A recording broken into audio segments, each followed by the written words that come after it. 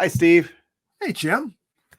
I don't know about what it's like in Colorado, but back here in Michigan this time of year, the cicadas, the grasshoppers are singing so loudly, the geese are moving, and I even saw some trees starting to turn their colors, believe that or not. But you want to know what the one true Wow. sign of fall is? What's that, Jim?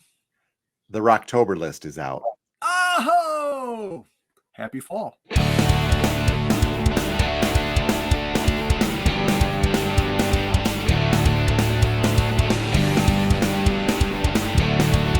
And welcome, two guys talking about records. We're back for another Sunday. Jim is refreshed after a vacation. Look at him, suntan, sun-dappled, I guess is what we would say. So, great show lined up this week. I'm Steve. I am a record collector. And my name is Jim, and I am a record store owner. And I wouldn't say rested, so to speak, from a vacation, Steve. I came back with an allergy, but maybe a bug, but nothing too serious. But I'm going to be a little gravelly this morning, so I apologize.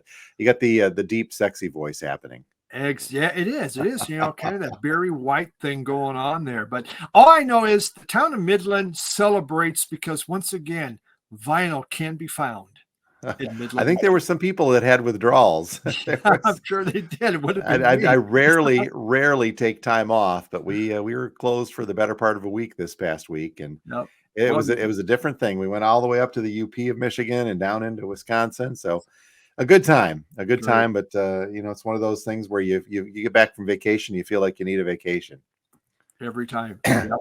And I'm behind here at the store, so that's how it goes. But it was a good time off, and I'm glad to be back and back in the saddle, so to speak. So today on the show, we're going to talk some jazz, something that I'm not going to be claiming to be an expert in any way, shape, or form on. How about you?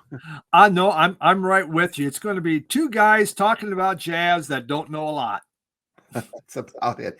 I'm sure that our listeners and viewers will correct us if we get a little wrong in there. I mean, I know what I like. How's that? Yeah. And what I don't like.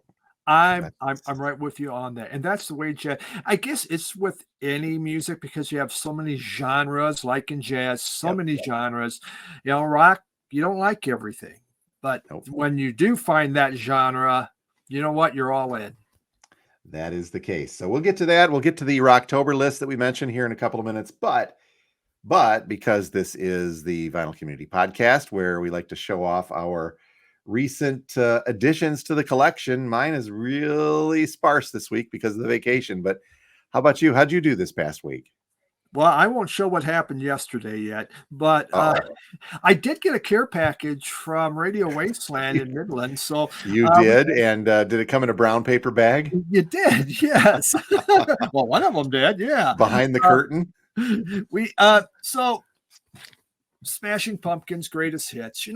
I like Smashing Pumpkins a lot, but it's too expensive to try to get all their albums. I had them all in CD.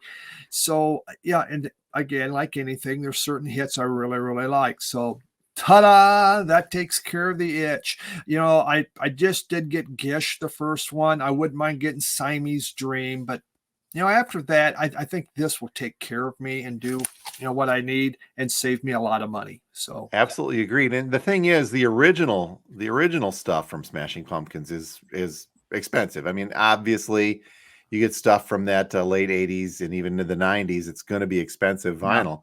But they're reissues. They've done really just straight up reissues, box sets that are in the $90 to $100 range, all the same. So, but I'm in the boat with you. I've got more of those coming next week. We've been selling them, and I've got one left in the store. I didn't want to open it until I get a supply of more, and then I'll open one up for a store copy. Yeah, but yeah. It's some great music in there. Oh yeah, it is, and it's affordable at $35-ish, $40, whatever it is. Now this next one, I have to put my finger in the right place. Though it's still finger, so you kind of get the thought. But all right, here, all right, I think I got it. So It's a bootleg. Isn't that neat? This is, Iggy and Ziggy David live in Seattle in 1977. And so they each on, one side Ziggy, one side Ziggy, uh, which is awful fun to say on there. And I think the biggest thing I got from this album is Iggy Pop was well endowed. So yeah, the quality's not bad. It's an older bootleg. I mean, this is just taped on, which makes it really cool. But these old bootlegs are they're just fun to have. I know we talked about bootlegs, and I'm not a bootleg collector, but if you see the right one of an artist you really like, it's cool to have. And I did give that a listen before it made its way to you. And you're right. It's an audience recording, but it's not a terrible. I've heard some terrible ones of that era, those bootlegs of that era. That's not bad. No, not at all. It sounded pretty good. VCLT, and thank you, Jim, sent this my way. Biznaga. I sent it to you because I couldn't pronounce it either. They're out of Madrid, kind of a punk band, and this was really, really good. I did enjoy it. Most of it is in Spanish, which I like music from Spanish. I could speak a little bit of it, not enough to really know what the hell's going on, but yeah, this was fun, newer. I'm trying to think of the year on this one. No, I can't remember. I'm sure it's written in there in Spanish. But good stuff. Biznaga. Biznaga, not Bazinga. Okay. Yeah, which is my first thought is Bazinga. How cool is that? But it was Biznaga, I think. It went to a antique store and really overpaid for this. This is the vinyls. I used to have it. This is an early vinyls. It is, an original first press. And I was thinking, God, was that the one that was hard to find? No, this wasn't the one that was harder to find. It comes in a plastic sleeve, Jim. Uh-oh. Now, I know we talked about that last week. This seems to be a better one than some of them, but this week I got one of those really bad plastic sleeves from the 80s. I'll save that to show that when that'll be next week. So I had that. I overpaid, but then I found this one, The Liars, and this is Liars Liar, the Boston band, one of my all-time favorite garage rock bands from the 80s. And this is only $4, and this album goes more. I have this, but it's just like, oh my God, they only want $4 for that. So, and it wasn't, the vinyl was great. So that made up for the other one where I kind of felt like, I got taken to one surprise. I got taken to the cleaners in an antique store. God, what's the chance? What's the chance? So but also at that antique store, I bought this, and it's Blondie's Plastic Letters. This is an early Blondie that I've been wanting to get. I used to have, so it was on my list. I paid a little more than it wasn't bad. So I kind of got all three. I got a really good deal. I got one where I didn't even get a kiss, and then I got this one here. So this one, I love early Blondie because it's more punk. Yep. And has that feel. In the jazz front, I did get a couple jazz releases this week. Hank Mobley, and this is a Caddy for Daddy. The two I bought, they were on clearance on Amazon or cut down in price like 30%, so I got them. Why? I mean, I like Hank Mobley, but that's a Caddy. And it's a cool car. And so a Caddy for Daddy. I mean, how could you not want that? I mean, what a cool sound. So a Tone Poet. Tone Poets have gotten so expensive, almost $40. So I just keep an eye on, and eventually I see their prices drop, and then decide if it's good enough, I'll buy it. I'll listen to some samples. And the other one was Duke Pearson. I really don't know much about him at all, but yeah, this was good. I didn't mind this thing at all. pretty good stuff. Again, good price on there. And didn't get anything else. Yeah. That's enough, right? Holy Yeah. cow. Saying it, and Oh, there we go. yeah. This came from the 90s. Kind of trip hop type, more down tempo. Just this is probably their most classic album that they put out. And yeah, they're out of England. Really great album. So I was happy. So Tough. Is that the name of the group? Is So Tough? No, the name of the group is actually, it's French, so I'm screwed on that, man. Saint Ethnie. Oh, there we go. Yeah, it's French. I don't know. I can't do it, Jim.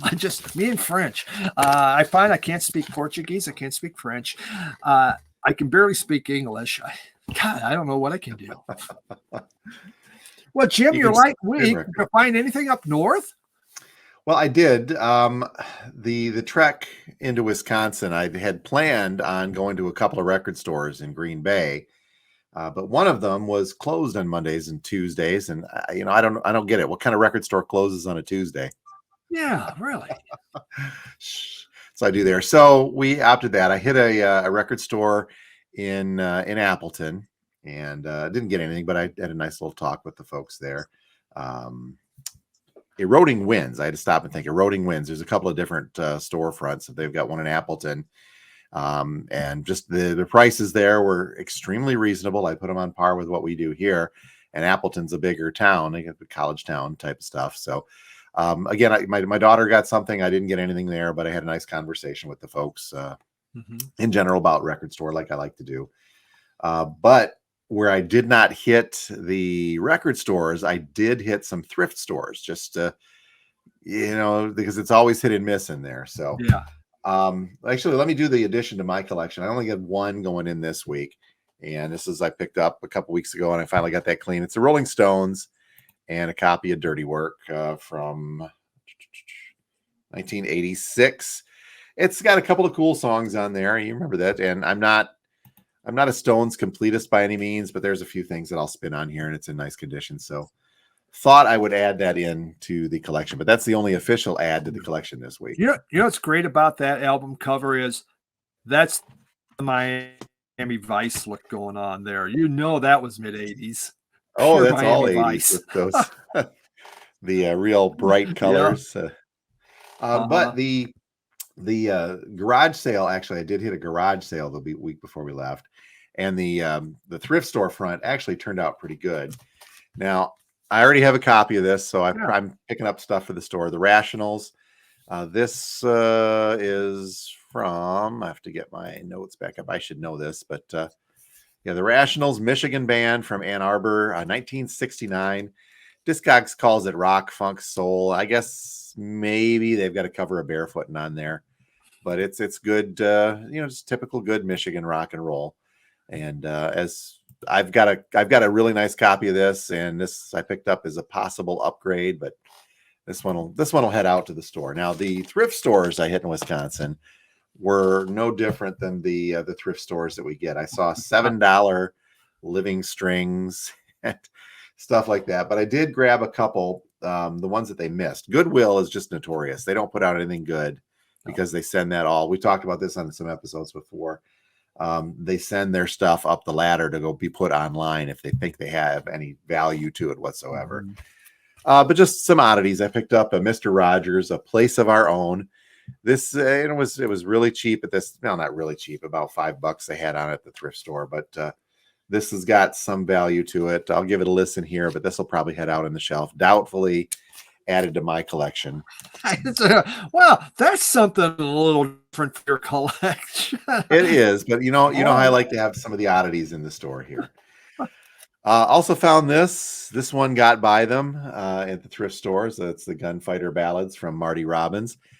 Always, whenever we have a copy of this in the store, it sells. Again, I've got a really nice copy, and this is not, I did the digging, not a first pressing, but it is a Columbia 2i, and it's in fairly decent condition. Not great, probably a VG on there, but rarely do you find these things in decent, excellent condition. So Now, the same thrift store that I mentioned was had $7 living strings, and just ridiculous. I come across this Wow. an REM with the hype sticker. It's an original REM. I Wow. also at the same one got a copy of Murmur, so I had a copy of Murmur and Life's Rich Pageant picked up there. Again, I've got these in my collection, but I picked them up. Now, the reasonable price, let's call it a reasonable price. It wasn't $1. They didn't get by them. It was behind the counter, one of those types of deals at the thrift store. And it was a no-name thrift store. It's just like a local neighborhood one. Yeah. But they had $20 a piece on these, which I feel is reasonable for first press REM, and it's in really nice shape. But trying to see if it was an upgrade to mine, but my copy is Robert Ludwig, and we know how those are. You're supposed to keep those, right? Yeah. So this will work its way out. The Murmur's already been spoken for. I know it was an order I had been on the lookout for someone, so we got that one and got that out there. But yeah, that's been kind of a light week. So, but what we will do, as always, be on the lookout for the Spotify playlist of some of the songs from some of these albums. Rather, I put together that playlist every week so you guys can hear a little bit of what we're doing, just in case I can find that French or that that Spanish. Zenga. If I can find the Bazenga on Spotify, we'll put a sound sample up for you guys to hear some punk from Madrid and some Spanish, and I'm sorry, the French trip hop. How's that? Yeah.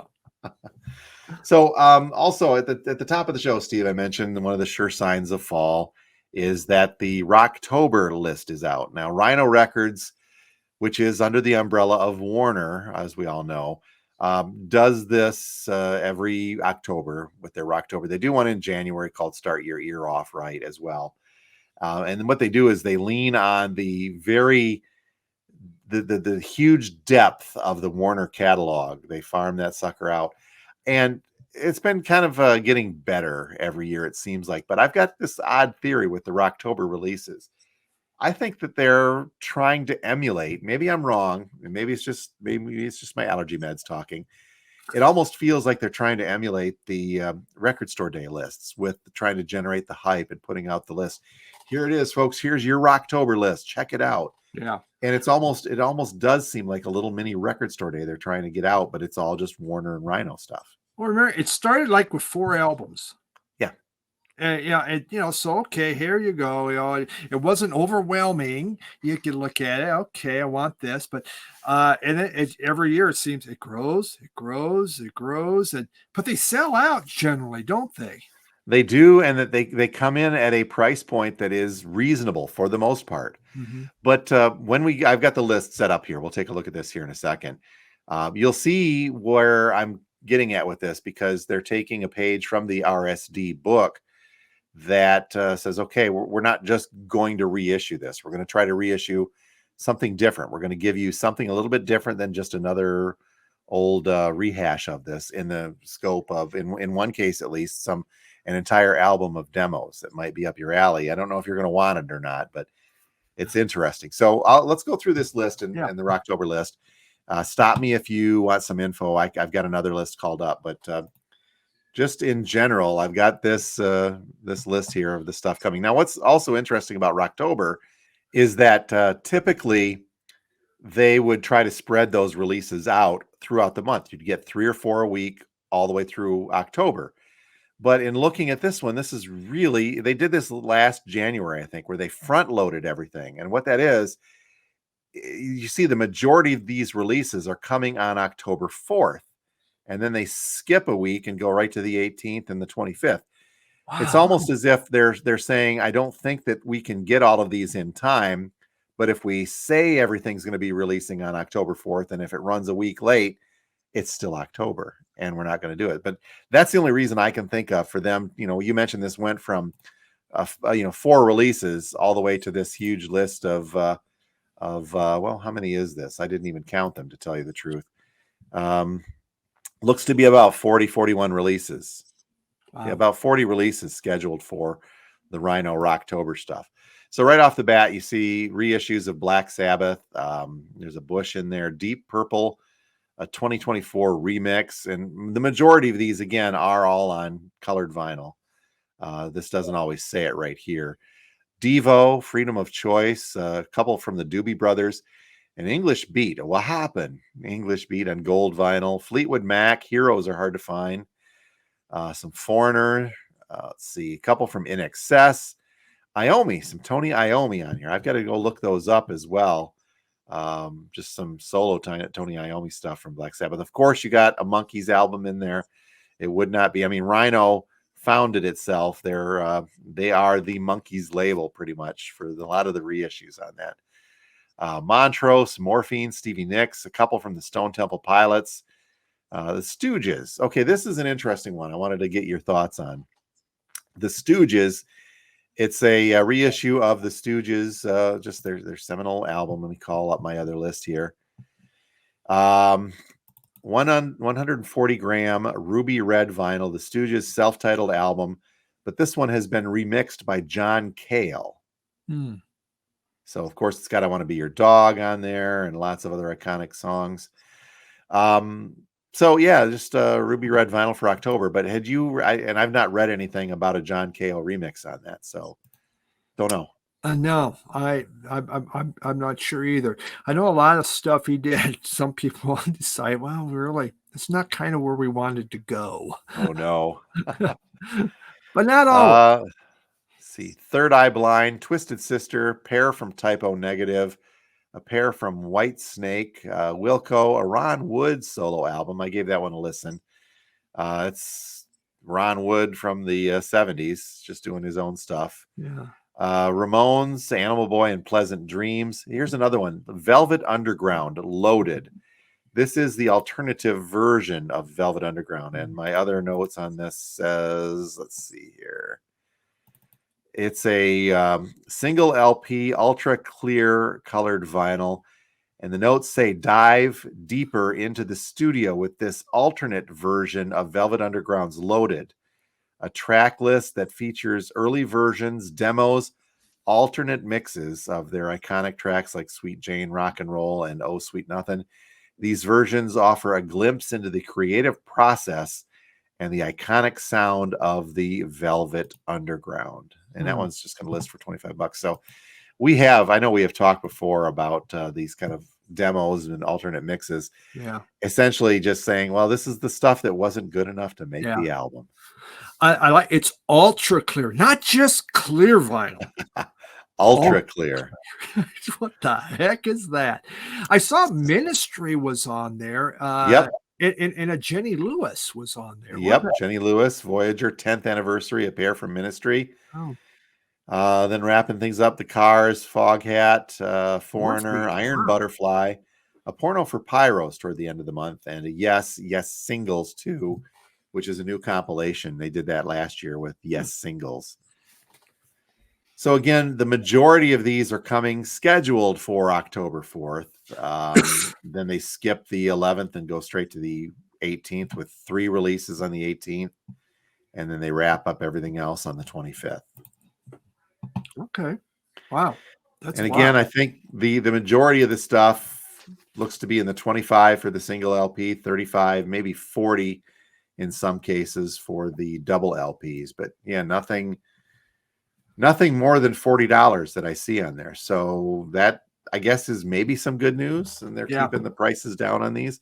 Yeah, that's. But again, this is stuff that that Warner and Rhino, I mean, they've got the rights to these locked in, so they can save a little bit of money on that by kicking that out. As far as for you, when to get that stuff back in, so you bring in your first batch, it sells out. How hard is it to go back and get that back? Fairly difficult, because they do tend to be limited pressings on those. Yeah. That's why I think that they're getting this list out now.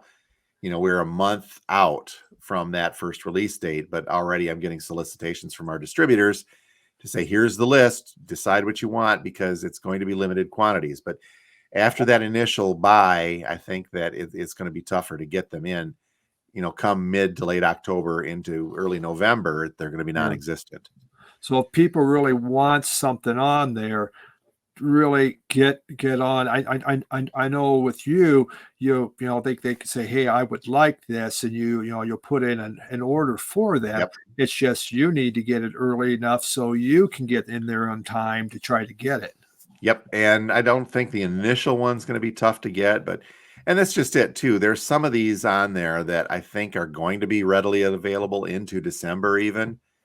Some of the lesser known stuff, but the bigger titles in here I think are going to be picked up fairly quickly. And Sure. maybe I could be wrong, and I don't know. Maybe there is a little bit of a market for that Velvet Underground loaded alternative version.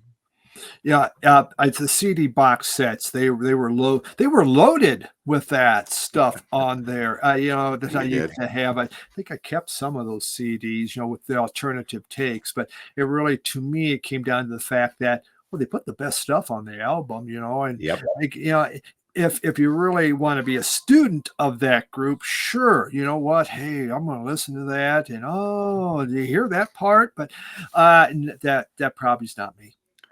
I'd be very interested to hear the John Cale remix of the Stooges just to see side by side if it's different or how much different it would be. But Yeah. I don't know. I don't know. That's a toughie. Maybe he adds viola in there, bring that out. So here, let's get some drone happening here. See what goes. Yeah, it's just that's an odd tie-in, Yeah. between the Velvet and that, isn't it? But he had a lot of different groups that he worked with that were just, different. But, he was, he seemed to really go after some of these lesser known type groups that are willing to experiment more. Yep. Yeah. Well, all these years, we'll have to see if the Stooges remain relevant. But yeah, if you're a fan of some of these things on the list, I would recommend you contact your local record store to make sure you get them, because again, after the fact, they're going to be tougher to get. That's typically the case with the Rocktober stuff and the January ones as well. So. Right. Rocktober. Rocktober on, man. It is a sure sign of fall, and that's why I'm sniffly today too. So, okay, bigger subject at hand.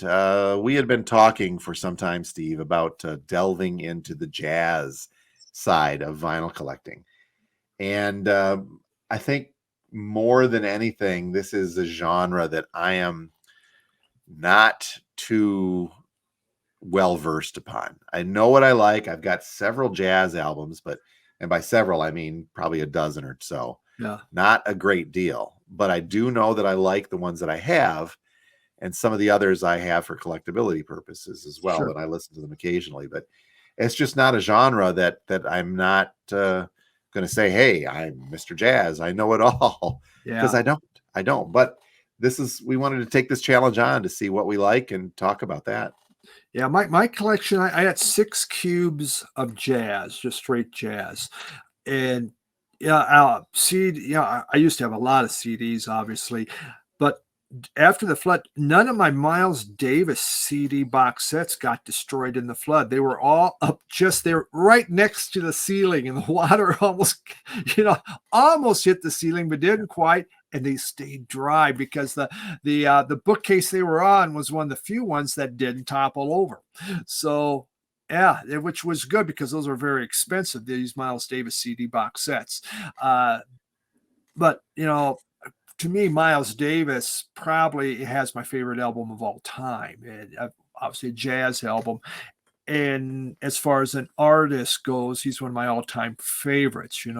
I didn't get into jazz till the early aughts, and from a neighbor who brought over a Miles Davis CD. And because he wanted to look at my record collection. He's looking, he goes, "You have any jazz?" And I probably pulled out a Weather Report or something like that, or Herbie Hancock, Future Shock. No, real jazz. Real jazz. No, but he was a jazz musician. He played bass in a band. So he took me to his house and gave me Kind of Blue, and then he gave me Bitches Blue, and that started me on a huge jazz journey. Now, my relationship with jazz also, it goes back to my high school back in the 80s, because I did play percussion in bands, and we actually had a jazz band that I would either play mallets or I'd play a drum set on or other percussion in through there. So I had that earlier exposure to jazz. And then also as a teenager, I was thinking about this last night. I saw a Buddy Rich video go by on YouTube, and I had seen Buddy Rich play in the early 80s, a little bit before he died.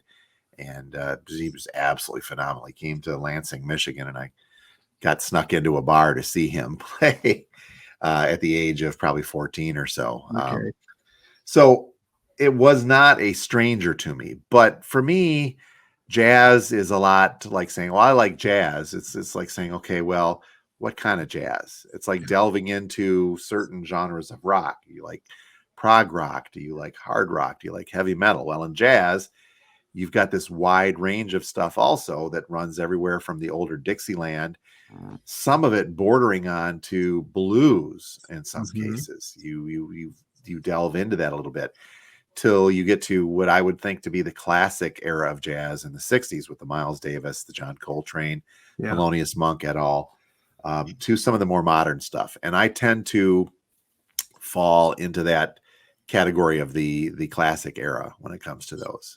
Kind of, which would be bop and hard bop.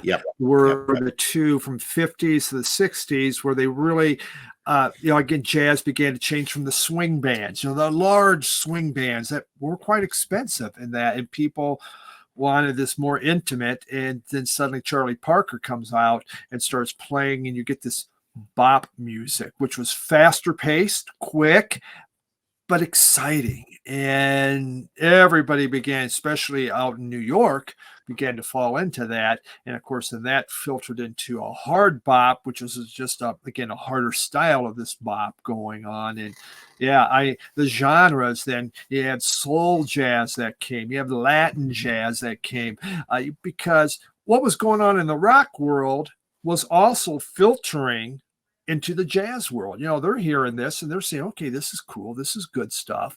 And so they also began to kind of change with things. So I don't think you have Beatles jazz, though.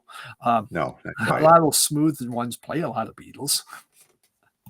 They have tributes too, but with regards to the actual structure of a jazz album, I'll start off with probably my favorite, and this is a go-to whenever I get a copy in the store or a sealed copy. I'll like a reissue copy, I'll dig mine out and play it. And I like this simply because it's tremendously technical, I guess. It's very complex. Yeah, Dave Brubeck's Time Out. My copy, I think I have over the years nailed down a nice one. I've got a 1959 mono. It's a Terre Haute mono. But this, I think, really just exemplifies what I think is a good jazz album for me. It's light, it's airy, it's got some technical aspects to it that keep me interested without being too wild or out there. Which, if we get into the experimental side of jazz, that's where it begins to lose me.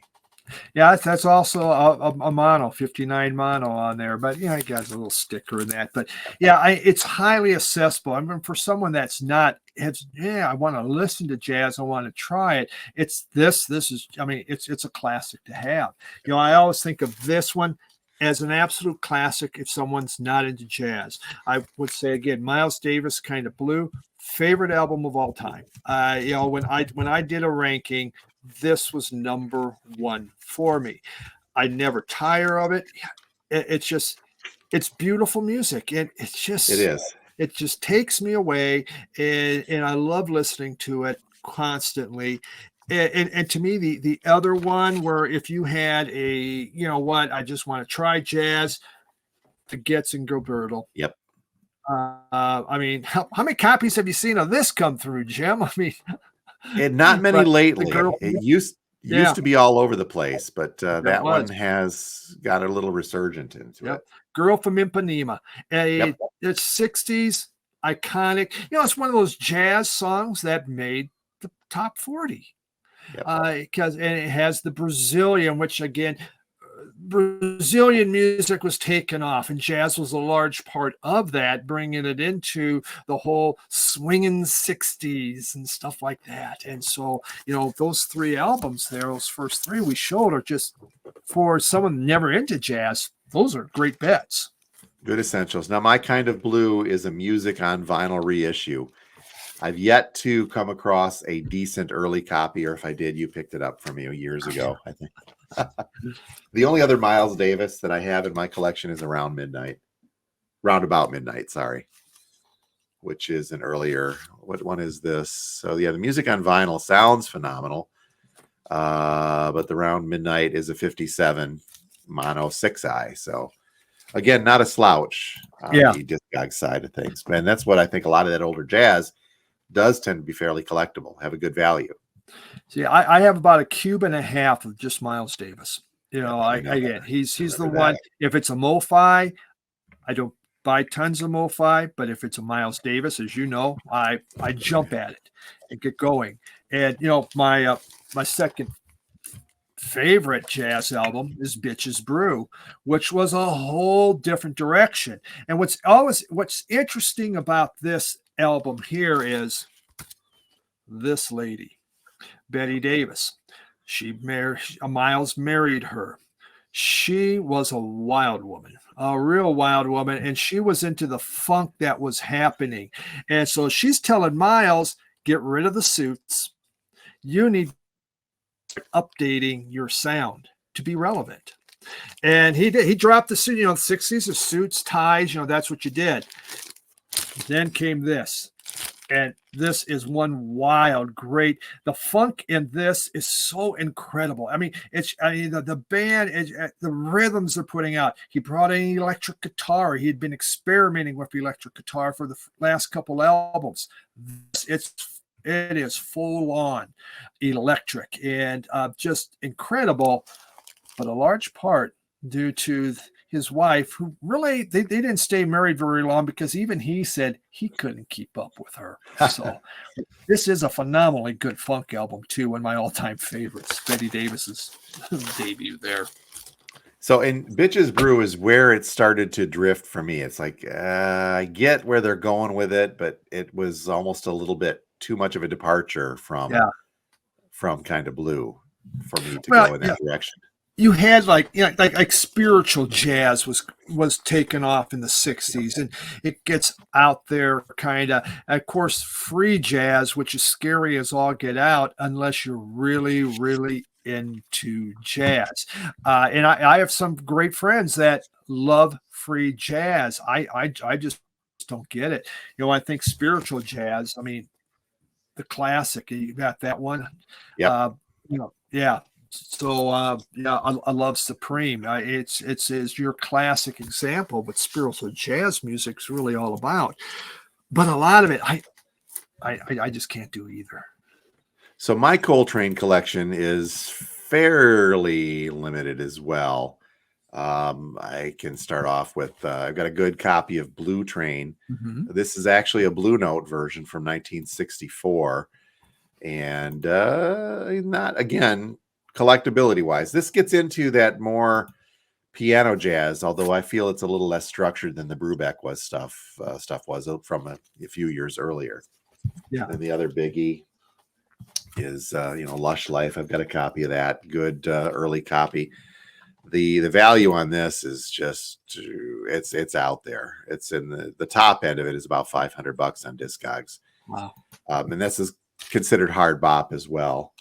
But I do dig those. And the only other Coltrane that I've got is a Ballads on Impulse that comes in with McCoy Tyner and Garrison and Elvin Jones. 3 classics. Very much, yes. Yeah. My Coltrane box sets also got saved. So I got it pretty much in CD. I was able to keep everything. But, one of the cool things about jazz is, I just go back to Miles Davis. When you look at him and you look at the players, and in jazz, all these players, they help each other out. So they're in so many different bands. They're helping each other. Now I'm going to make a solo album. You want to play? You want to play? You don't see anything quite like that in rock to that extent. For instance, Coltrane. Miles Davis, right? Coltrane.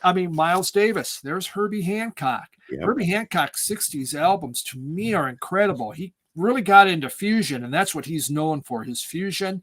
I love his bop albums. That's part of his fusion era there, from the 70s, this is a classic, the Herbie Hancock Sextet. An absolute must for many people within the fusion. But Wayne Shorter, he played with Herbie, with Miles Davis, but these guys all played with each other. And so you can take a jazz album and you can look at each player and you can go out and generally find albums by them. And so, I mean, you talk about rabbit holes, jazz is packed with rabbit holes that you can go down. I mean, you may be lost you might be like Ellis, they're lost. I don't know. You fall down some of these.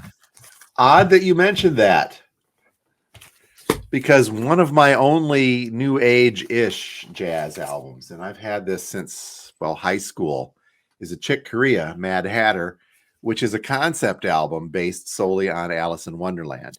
Mm-hmm. And this, I talked about how I'm not really a fan of experimental jazz. I guess this one will be the exception, because it's so strange and so far out there that it's a wild ride with that. But yeah, there's your rabbit hole. Yep. And he played with Miles Davis. So. Yep. I've struggled with Chick Corea. In the first collection, back in the aughts and in the teens, you could buy jazz albums for nothing. I mean, you just go into bands, you could just stack some of them. And so I'd buy all this jazz, and I'd be listening to it, trying to find out what I liked. And I had a huge batch that I didn't like. Chick Corea was okay. The other thing with jazz is, it goes to different countries. It's all over the place. And, in the 60s, Latin jazz, this going into the 70s and on, like Willie Bobo, just some great stuff. You have that salsa feel to it, but, jazz is happening. Of course, Willie Bobo was a trombone player. You had like Ray Barretto. Here's another one. Album's Acid. Okay, well, that kind of tells you when that thing came out. But again, this Latin infused music with the congas and everything happening, but it's rather joyous. I find it just makes you feel happy. Where is this one here? Uganda. It's African inspired. It's actually Japanese musicians that were heavy into percussion that wanted to make a African type album, and inspired by that. An original of this thing goes for like $1 billion or whatever. Wow. But it's just taking jazz new directions and stuff like that, which always made, kind of what's interesting about some of this jazz. If you find something you may like, again, you can get these different influences. Now I'm going to go backwards again I think you could probably call this one of my other favorite jazz albums, in the fact that I've got 3 different versions of it. And we talked about this with soundtracks, and this is the Duke Ellington soundtrack it's upside down, Duke Ellington soundtrack for Anatomy of a Murder. And this one it's the movie is what makes this for me. The movie was filmed in and around Marquette County in Michigan's Upper Peninsula. Ellington and his band went there to record to have their portions of the movie filmed. He did the entire soundtrack for the film, and for Ellington, I think that this album kind of bridges that swing era jazz for him. And in some cases, it starts to get a little experimental. We're talking early 60s in this case. Let me make sure I've got my years right on this. I do not have that called up. But yeah, this one, I think I've got a music on vinyl one. I've got another pressing of this. It's got an expanded version, and I've got my original from the original press of this. It's a mono version on Columbia. So older style jazz, but not quite that big band era, which Ellington started with, and then he moved on. Just a couple of other oddities in my collection here. I mentioned Buddy Rich earlier. I do have 3 or 4 Buddy Rich albums. This is, again, he's got everything a little bit primarily it's going to be big band ish Mhm. stuff, swing stuff, because that was his style. That's where he was pretty much known for. So I've got a couple of those. And then I'm wrapping up my collection fairly quickly here. This is just an oddity. And I think I've shown these before. Father Tom Vaughn. He's a priest who was here in Midland. He lived in Midland, Michigan for a while, but has played piano jazz. So this is almost like lounge jazz music. And a lot of them are live, in this case, live at the Village Gate. And this one, the Father Tom Vaughn Motor City Soul, referring to Detroit. But what's cool about this, I found this several years ago. And what kind of got me into this, Steve, is that it's autographed on the back to Jim. Oh, wonderful, Jim! Congrats. Yeah, thanks. So it's not me, but I'll take it. But this stuff, it's lounge jazz, which at times can be corny, but he does a halfway decent job on it. It's got a Coltrane feel to it, but not quite. So okay. So it's not kind of like the Bill Murray lounge singer type stuff. No, it's a nice little in between the Bill Murray and Coltrane. How's that? You talked about experimental a little bit. This is one that came from Vinyl Me Please. Ellis Coltrane, jazz harp. I have problems with jazz harp. I mean, it's just not jazzy feeling to me. I don't know. People love it. I mean, this was the wife of John Coltrane. Here she's playing a Japanese instrument, but yeah, there's some other. I'm not jazz xylophone. I'm not huge into, or the vibes, I guess. It's like having a jazz oboe. Well, that's part of the reason too, where you can say jazz can go in so many different directions. You've got like the Windham Hill artists, which are essentially classical music, but it's really got a jazz flavor to this. There, and as I mentioned earlier too, that it can take a small foray into blues music. Great example of this is back in 2019, I believe, Samantha Fish, the slide guitar blues artist.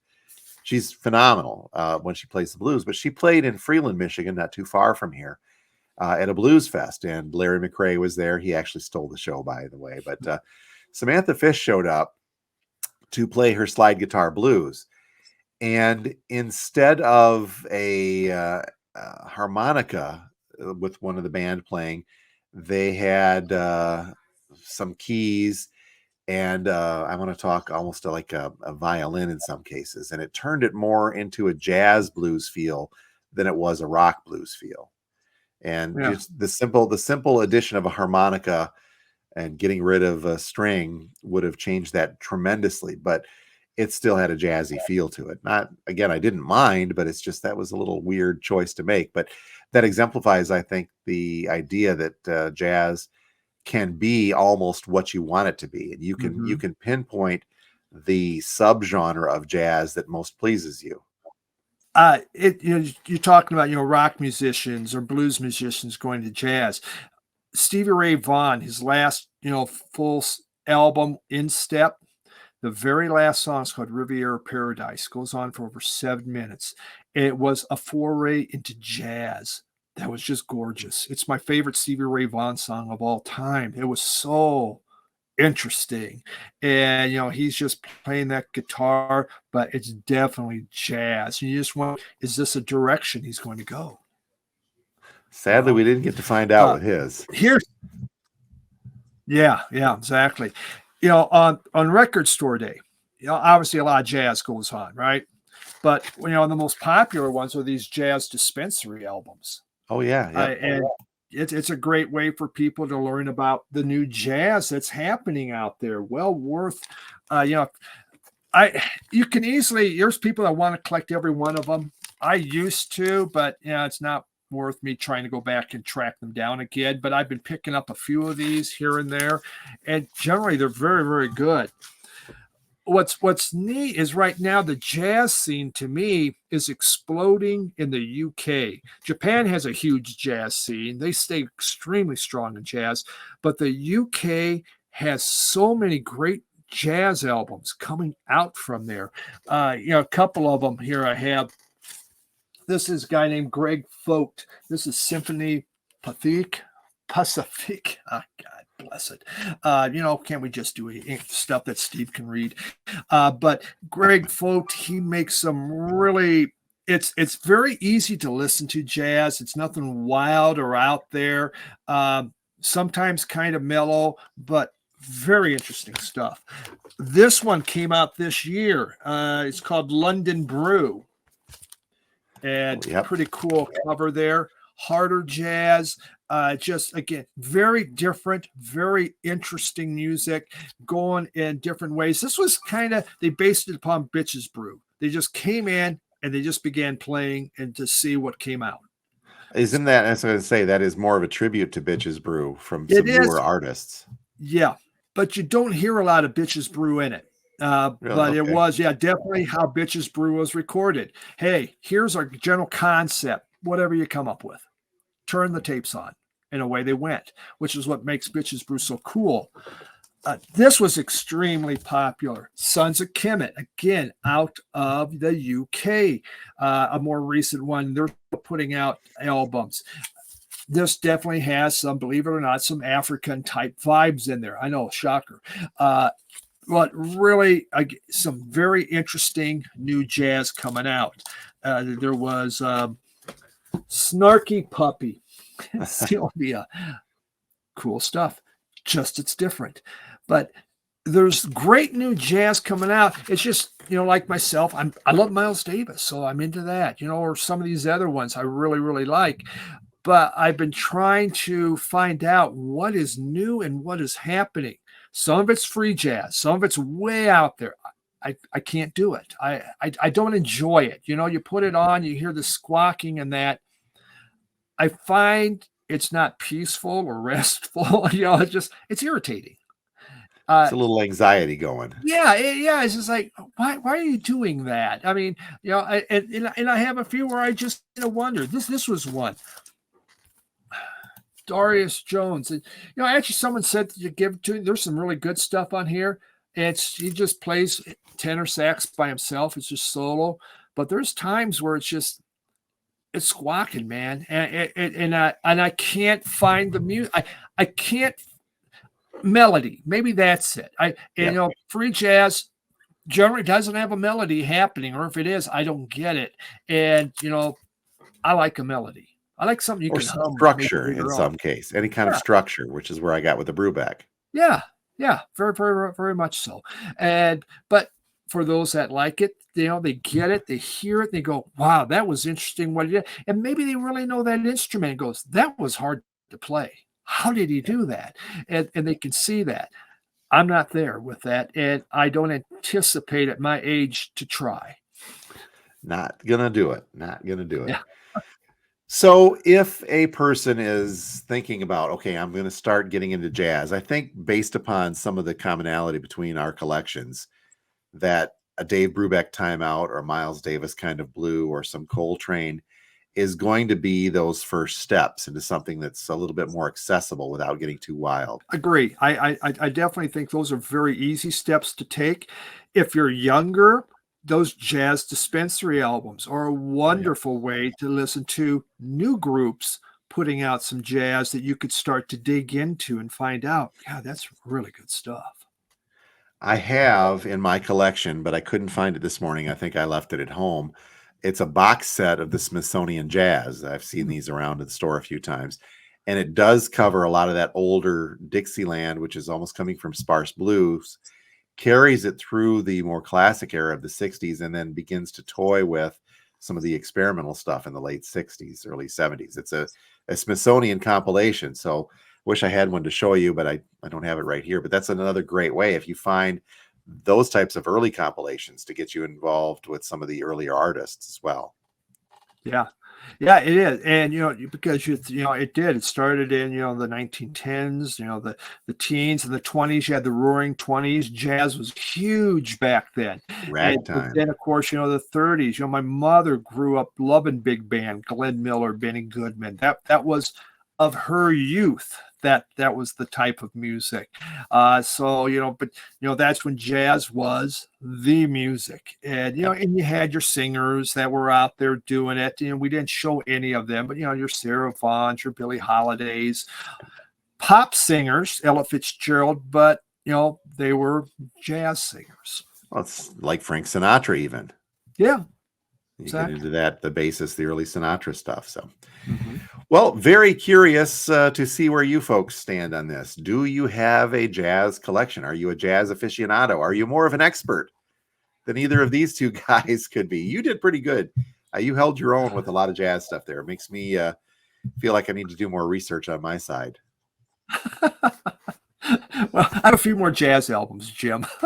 Just a few Yeah. or expand your horizons. As once in a while I get into that. It's like I am with classical music. Once in a while, I just want to listen to something that is going to give me some, relaxation. It's not Floyd. Yep. That's what it's about. All right, Steve. Well, as always, a pleasure talking with you. If you folks would like to connect with us, you can head over to our Facebook page or comment on the Spotify episode or the YouTube episode. Steve did a really good job answering a lot of those comments while I was incognito last week. Always appreciate it, but always love hearing from you folks. And we will continue to do what we do and talk about records because we ain't got much else. Yeah, what else is going on? There's nothing else going on in this world to us but our music. All right, Steve. Hey, let me know which of those Rocktobers, how many copies you wanted at Stooges. All right, I'll do that. All right, you folks have a great week. Steve, you have a great week as well. Until next time, my name is Jim, and I own a record store. And I'm Steve, a record collector. And great week to you too, Jim. The Bye. Jazz Record Collector. Jazz.